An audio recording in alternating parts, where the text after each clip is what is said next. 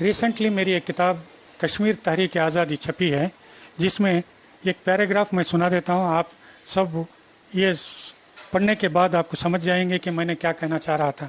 अगर अदालत, कफालत और हिफाजत समाजी निज़ाम में ये तीनों बुनियादी सुतून पर अमल हो तो इंसानियत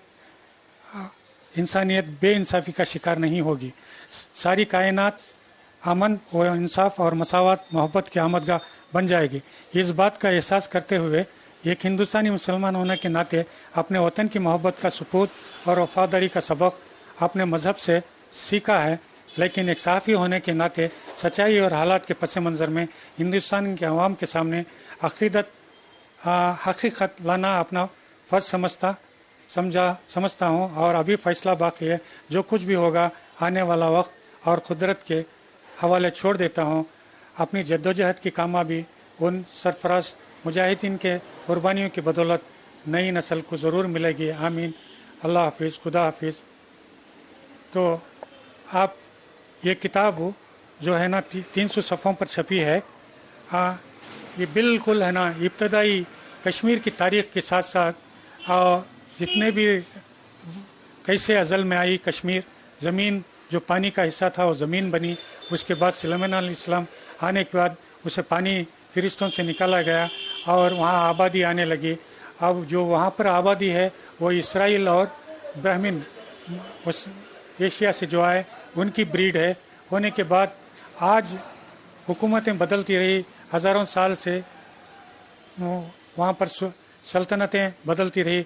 आखिरी में एक मुसलमानों का, बाबर के ज़माने में मुसलमानों का वहाँ पर सनत कायम हुई।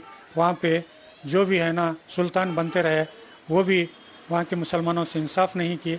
उसके बाद 47 में जो हुआ वो आपको तो मालूम है कि हकीकत में जहाँ मुसलमानों की आबादी थी उस लिहाज से कश्मीर को एक आज़ाद कश्मीर बनाना चाहिए था।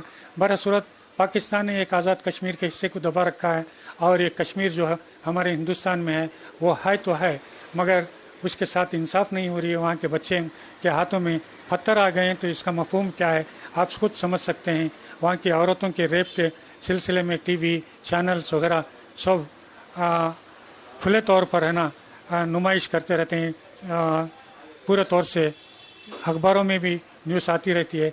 इसलिए मैं चाहता हूँ कि जल्द से जल्द जहाँ पर हिंदुस्तानी हुकूमत का इतना सारा नुकसान हो रहा है माली तौर पर और साथ साथ है ना जानी तौर पर, इसके लिए कोई ना कोई एक समझौता होकर वहाँ के लोगों को सुकून और अमन से रहने के लिए आप हुकूमत से इल्तिजा है कि हुकूमत इस बात को सोचकर एक आज़ाद कश्मीर का जो उनका मुतालबा है इस पर कुछ बंदिशें रखकर उसे आज़ाद कर दें तो हमारे हिंदुस्तान की बेहतरी है। इसलिए कि हम लाखों करोड़ों रुपए कश्मीर कर खर्च करके भी हमारे साथ वो नहीं है तो हम उनको रखना बेहतर नहीं है। हमारी फ़ौज, हमारे लोग मारे जा रहे हैं।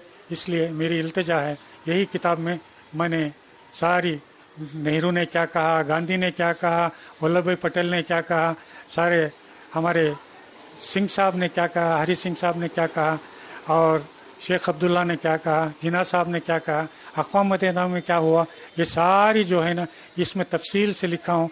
और आज के जितने भी तफसीर ये जो नक़ाद हैं उनकी सारी तहरीरें हैं।